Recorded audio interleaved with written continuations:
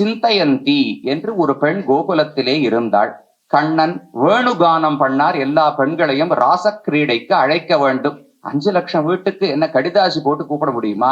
கதவை தட்டி அழைக்க முடியுமா? ஒண்ணும் பண்ண முடியாது. கண்ணன் சரத் பூர்ணிமா வந்தது, ராசக்கிரீடை பண்ணணும்னு முடிவெடுத்தார். நேர போய் ஒரு காட்டுல கல்லுக்கு நடுவுல நின்னுட்டு யமுனை கரையில வாசிக்க தொடங்கினார். கேட்ட பெண்கள் சத்தம் கேட்ட உடனே என்னென்ன செய்து கொண்டிருந்தார்களோ, ஒருத்தி பாதி தலைய வாரிட்டு இருந்தா அப்படியே போட்டுட்டு ஓடி வந்துட்டா.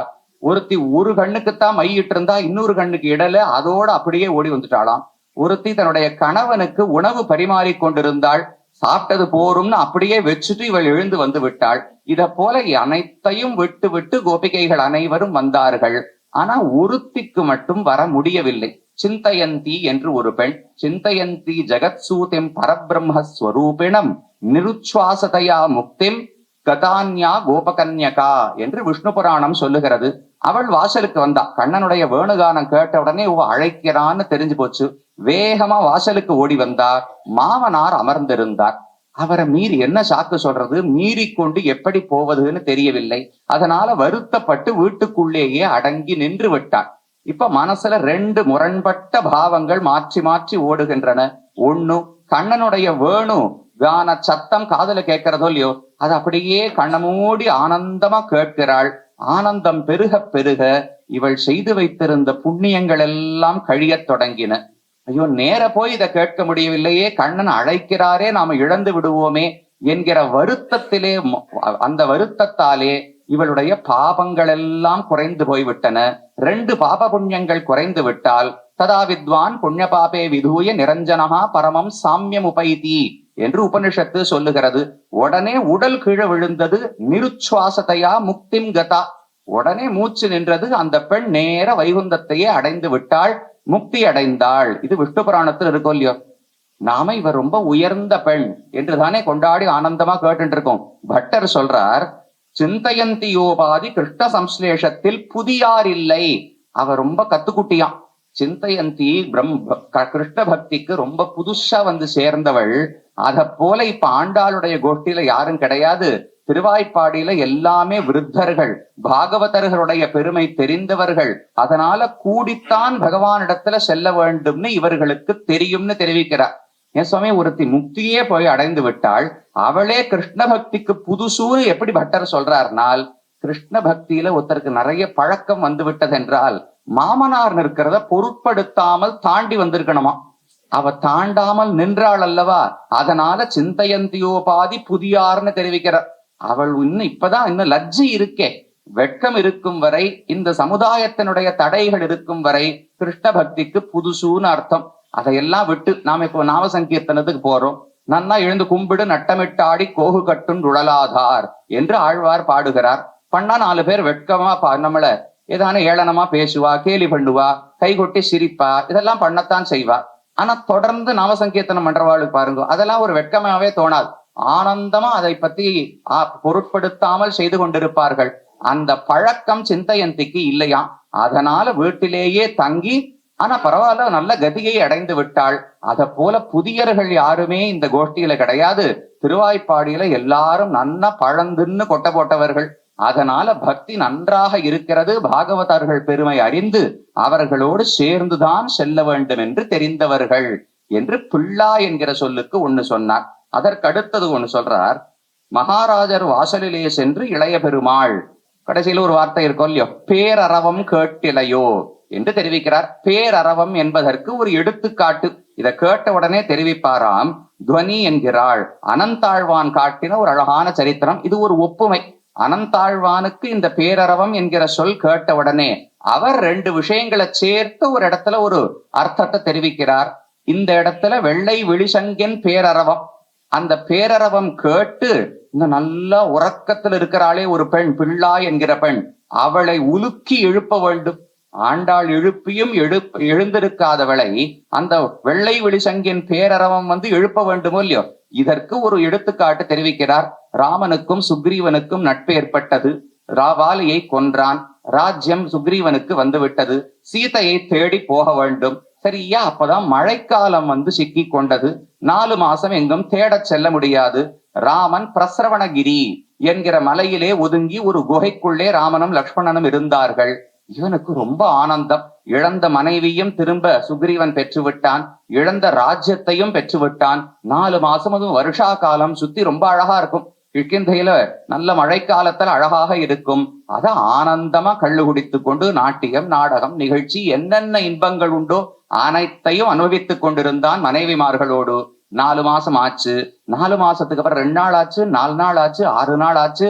இவன் வருவானோன்னு ராமன் காற்று கொண்டிருக்கிறார். அவன் வருவதாகவே இல்லை. சரி, என்ன பண்ணலாம்னு யோசித்தவர் திரும்பி லக்ஷ்மணனை பார்த்தார். ராமா, சுக்ரீவனை கொன்னுடட்டுமான்னு லக்ஷ்மணன் கேட்டான். அவர் எப்பவுமே கொஞ்சம் வேகமா முடிவுகளை எடுக்கிறவர். கொல்லட்டுமான்னு கேட்டால், கொல்றதுக்காக இவ்வளவு கட்டப்பட்டு ராஜாவா ஆக்கி வாலியை கொன்னு இவனை நாம ராஜாவா ஆகியிருக்க, கொல்ல வேண்டாம். ஆனா கொல்லுவதற்கான வாய்ப்பு இருக்குன்னு மட்டும் சொல்லிவிடு. ராமன் எந்த பாதையில வாலியை அனுப்பினாரோ அந்த வழியை இன்னும் மூடவில்லை சுக்ரீவா, நீ அதுல விழுந்து விடாதே. நதே சங்குச்சித பந்தாக ஏனவாலி ஹதோகதா. எந்த மார்க்கம், மிருத்யுங்கிற மார்க்கத்துல வாலி அனுப்பிச்சேனே அந்த வாசல் இன்னும் திறந்துதான் இருக்கு சுக்ரீவா, நீ விழுந்து விடாதேன்னு சொல்லு போரும் என்று ராமன் சொன்னார். இவர் ஒன்னா சொன்னா அதை 100 மடங்கு சொல்றதுக்கு லக்ஷ்மணனுக்கு தெரியும்.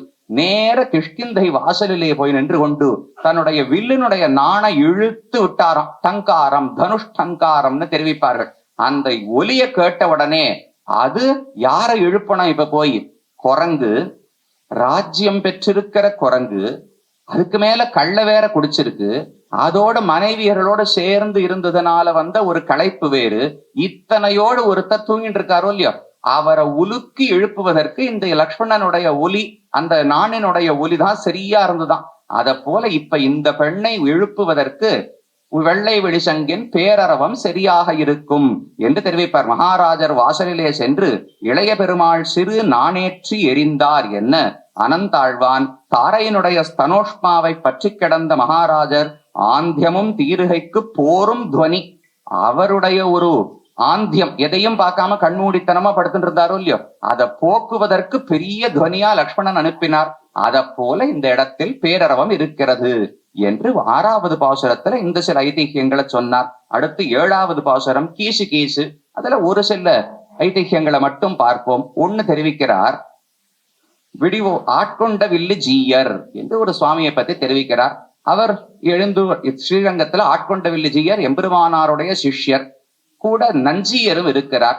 நஞ்சியர் ஆட்கொண்ட வில்லு ஜீயரை வணங்கி அருகிலே நின்று கொண்டிருக்கிறார் பணிவோடு. அப்ப அவர் தெரிவிக்கிறார், இன்னும் எனக்கு பெரிசா ஸ்ரீவைஷ்ணவத்துவம் வரவில்லை, உம்மை போல பகவத் விஷயத்தில் ருச்சி நமக்கு மெய்யாக பிறந்ததில்லை காணும் அப்படின்னு அந்த ஆச்சாரியன் தெரிவித்தாராம். நஞ்சியருக்கு புரியவே இல்லை. இவர் இவ்வளவு பெரியவர், ராமானுஜருடைய சிஷ்யர்களுக்குள்ள ஒருத்தர், உமக்கு என்ன குறைச்சல், உம்மை போல ஆச்சாரியவான்கள் இல்லையே. ஆனா பதில் ரொம்ப அழகா இருக்கு பாருங்க.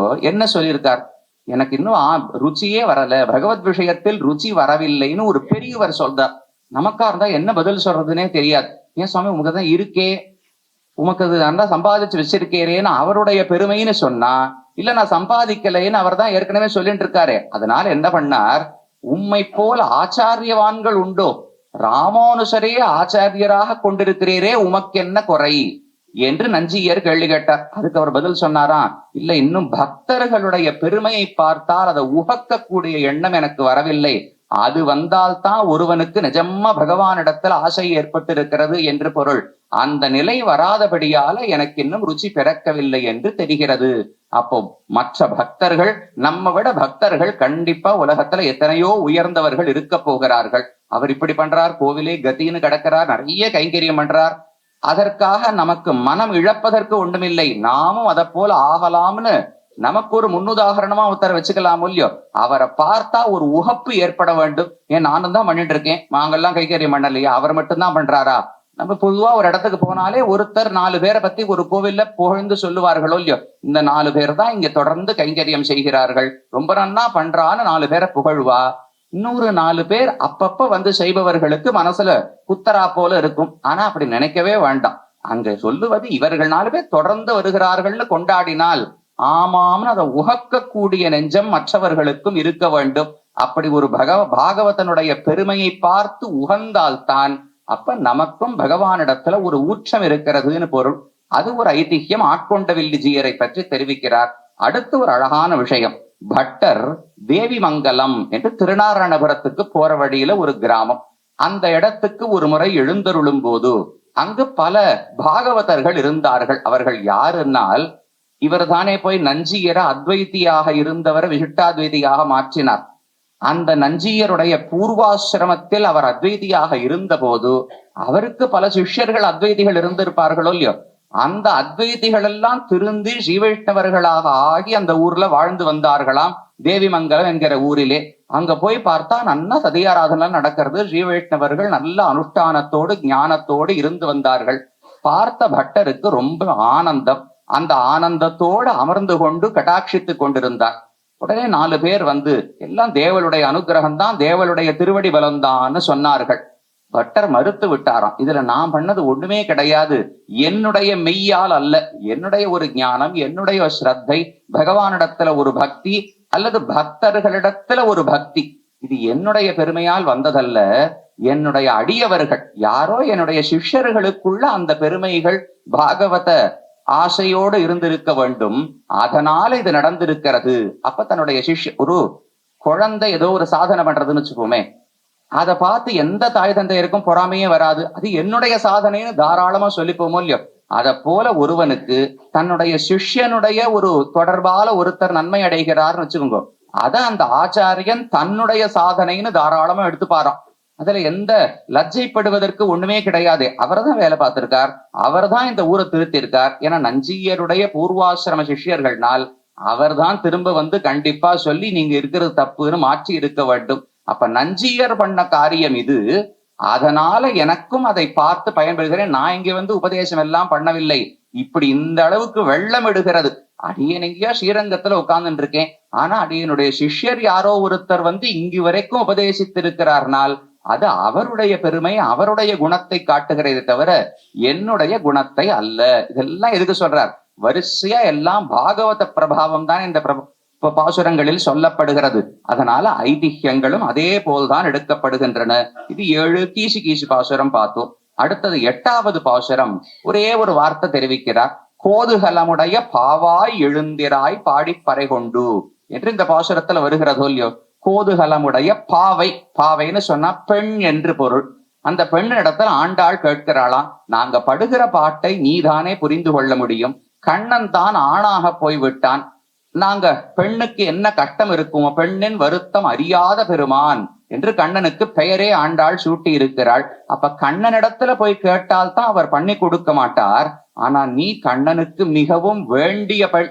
கோதுகலம் அப்படின்னா கௌதூகலம், கண்ணனுக்கு ரொம்ப பிடித்த பெண்ணாம் இந்த பாசுரத்தில் எழுப்பப்படுகிற பெண். நீ பெண்ணாகவும் இருக்கிறாய், கண்ணனிடத்துல செல்வாக்கும் உனக்கு இருக்கிறது. அப்ப நீதானே எங்களுக்காக வந்து கதவை திறந்து என்னன்னு கேட்க வேண்டும். கண்ணன் ஆணா போயிட்டார், நான் எத்தனை சொன்னாலும் அவருக்கு என்னுடைய கஷ்டம் புரிந்து கொள்ள முடியாது, அதனால நீயாவது புரிந்து கொள்ள வேண்டும்னு தெரிவிக்கிறார். அந்த இடத்துல பட்டர் தெரிவிப்பாராம், முலை எழுந்தார் படி மோவா எழுந்தார்க்கு தெரியாதிரே. முலை எழுந்தார், பெண்களுக்கு மனசுல என்ன இருக்கும்? ஒரு கண்ணனை நாயகனை விட்டு பிரிந்தா அந்த கஷ்டம் எப்படி இருக்கும்? அந்த ஒரு கஷ்டத்தை, அந்த ஒரு வருத்தத்தை மோவா எழுந்தார் ஆண்களால சட்டுன்னு அது எப்படி புரிஞ்சு கொள்ள முடியும்?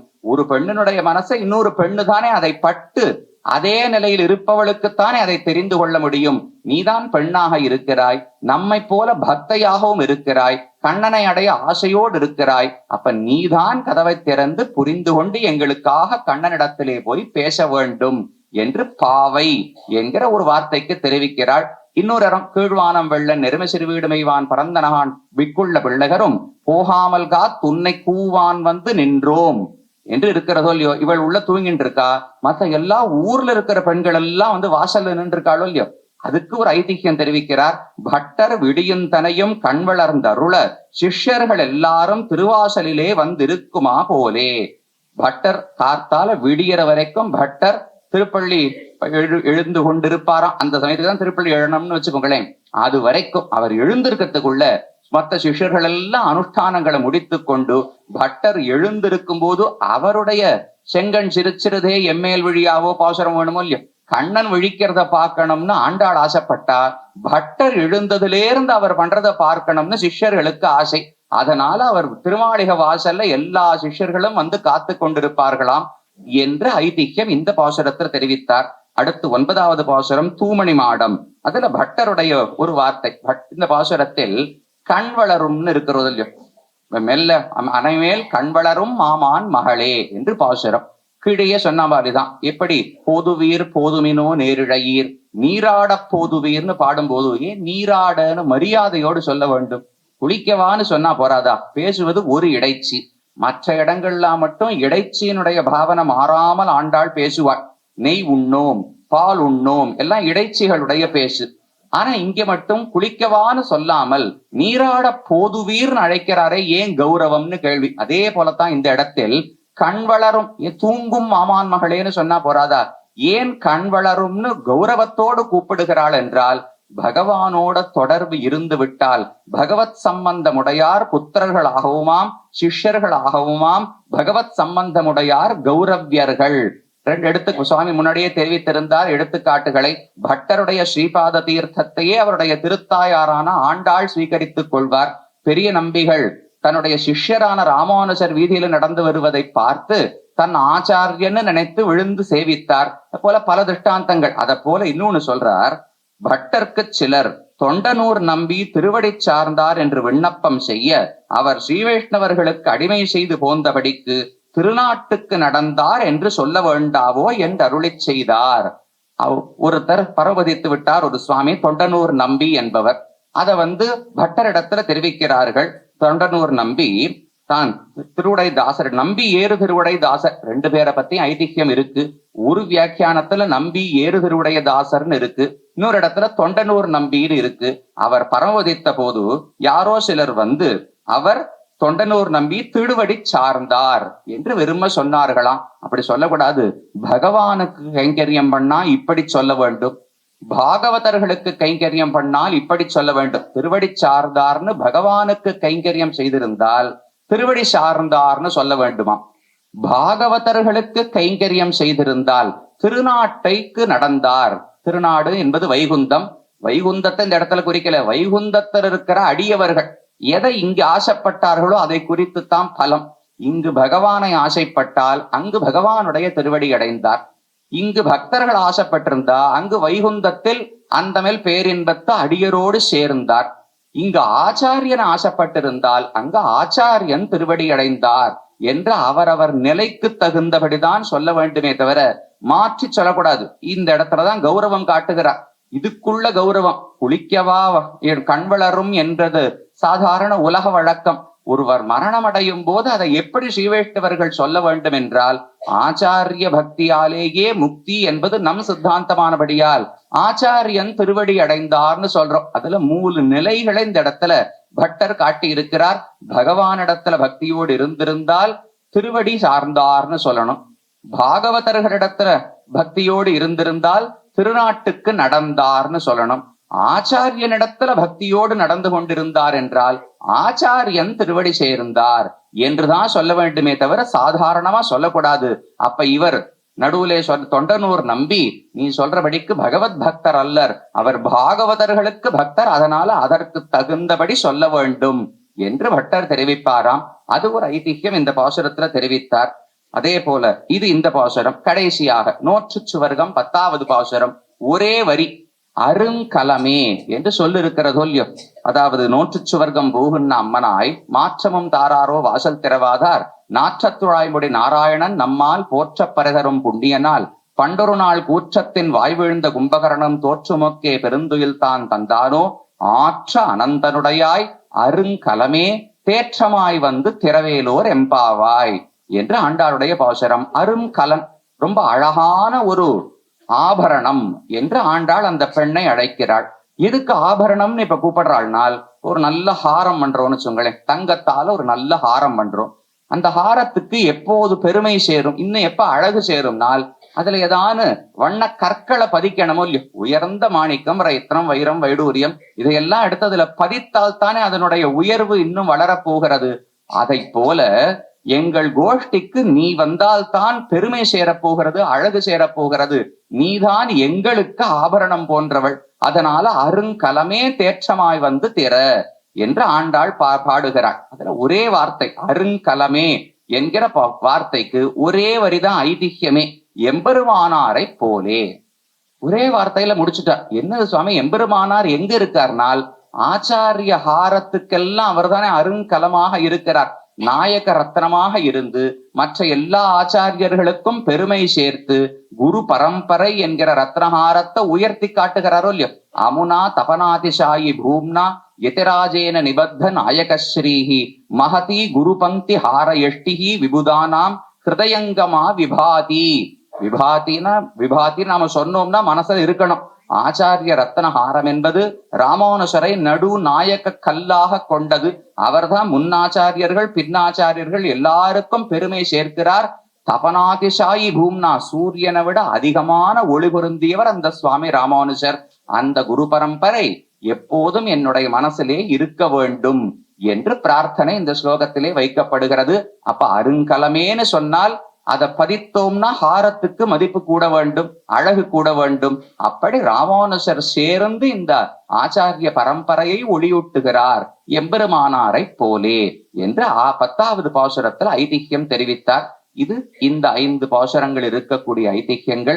மேலே இருக்கும் அர்த்தங்களை மேல்வரும் சுவாமிகள் தெரிவிக்க நீங்களும் கேட்டு மகிழ வேண்டும் என்று பிரார்த்திக்கிறேன். அடியனுக்கும் இத்தனை பெரியவர்களுக்கு நடுவிலே வாய்ப்பளித்தமைக்கு கிருத்தஜதையை தெரிவித்துக் கொண்டு அமைகிறேன். ஸ்ரீமத்தை விஷ்ணு சித்தார்ய மனோநந்தன ஹேதவே நந்தநந்தன சுந்தரியை கோதாயை நித்தியமங்கலம். ஸ்ரீமதே ரம்யஜாமாதிரு முனீந்திராய மகாத்மனே ஸ்ரீரங்க வாசினே பூயாத் நித்யஸ்ரீ நித்தியமங்கலம்.